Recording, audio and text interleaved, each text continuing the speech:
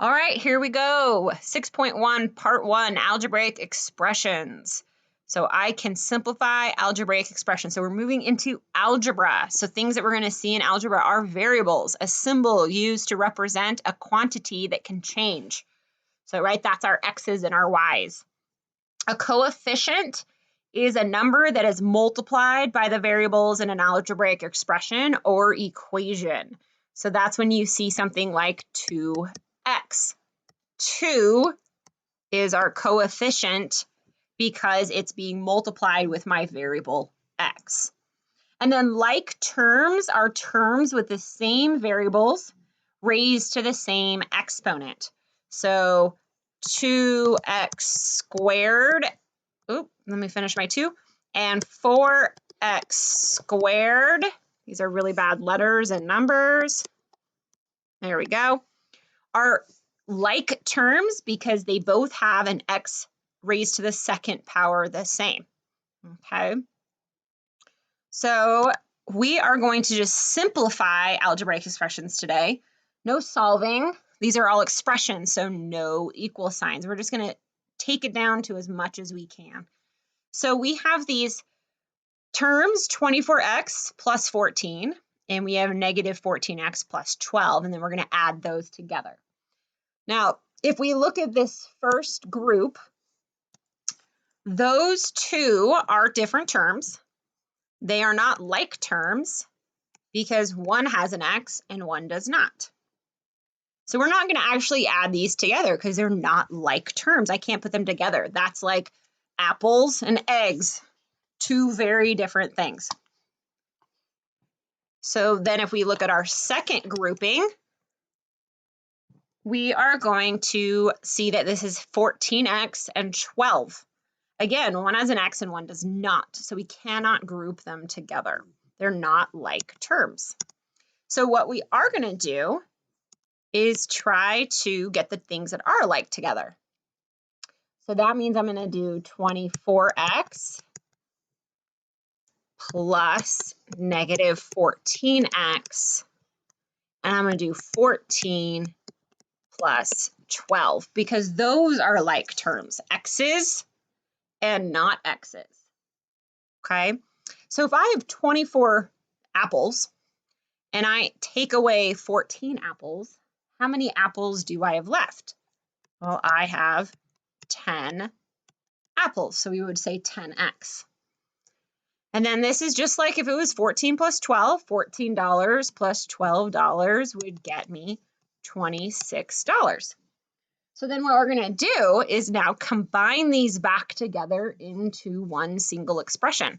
Since they're both positive, we're just going to go 10x plus 26.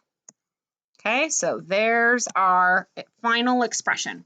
The reason we can't make that any smaller is because one has an x and one doesn't, and we don't know what x is, so we cannot simplify it. All right, so for the next one, I'm going to show you another way to do this. Is we're going to look at our grouping. That's a y, that's an x. Those are not the same variable. And then we've got minus 3. Okay, no variable, so can't be combined with those. And again, we've got 12y, negative 8x. Those are different variables, so cannot go together. That's like a banana and a pea. I don't know, two very different things. And then minus 8. So what I'm going to do is I'm just going to rewrite our problem, but with no parentheses. So negative 17y plus 14x minus 3 plus 12y minus 8x minus 9. So same exact problem, just no parentheses. So the difference now, though, is I'm going to actually put shapes around the terms that are the same. So here I have negative 17y. So I'm going to use a circle. Notice I took the sign. And then this is also my y, and I'm going to take the sign with it, that positive 12y. So then next is x's, so I'm going to use a triangle. That's a really bad triangle, but that's okay. And I'm going to go positive 14x And I'm going to make sure that minus gets in there, and I'm going to go negative 8x. Remember, minus and negative are the same thing. And then the last, maybe I'm going to use a rectangle this time, so negative 3, negative 9. And then what we can do is combine our shapes.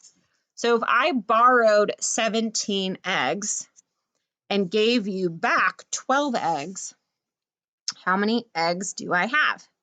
Well, I don't have any. I owe you 5 eggs, or yo-yos. I guess we could use yo-yos. It's a Y. So then here I have 14 xylophones, and I broke minus 8 xylophones. How many xylophones do I have left?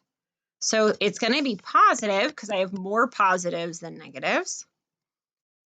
And 14 take away 8 is 6. So I have 6 xylophones. And then the last thing is, this is negative 3 and negative 9. It's like I borrowed $3 and I borrowed 9 more. So I owe you $12. And there's our expression, because that's all I can do. I can't combine y's with x's with no variables. So that is our final expression. All right, so now we have a story problem. So it says Jill and Kyle get paid per project. Jill is paid a project fee of $25 plus $10 an hour. Kyle is paid a project fee of $18 plus $14 per hour. Write an expression to represent how much a company will pay to hire both to work the same number of hours on a project. So let's first do Jill. So Jill gets $25 plus, it even tells us, plus $10 per hour. And then we have Kyle. Kyle gets $18 plus, again, says it right there, $14 an hour. So what they want is they want to hire Jill and Kyle.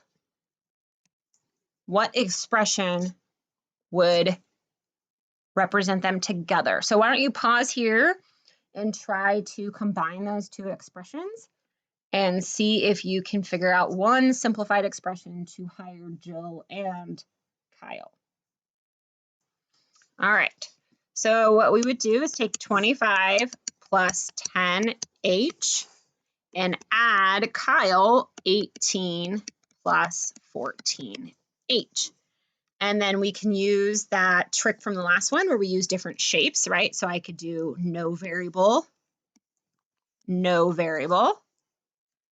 And then I can do h with h. All right, so I'm going to actually put my h's together first because we tend to do variables first before our no variables. So 10 h's plus 14 h's would be 24 h's. And then 25 plus 18, well, 8 and 5 make 13. And then 2, 3, 4, so 43. So there's your final expression. If a company wanted to hire both Jill and Kyle, that's the expression they would find out how much they would need to spend to pay them. All right, so things to remember. Variables have to match to combine. All right, variables. Oh my gosh, my dog is chewing on my hand right now. Makes it a little difficult. Ow!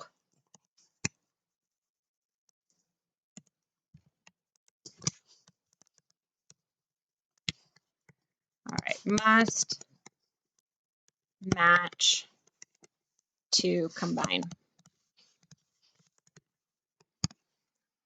All right, so here's your independent practice. Simplify each expression down below using the shapes or separating them into separate expressions and then combining them. I think the shapes are best, okay? So here's one without the parentheses, and here's one with parentheses. All right, until next time.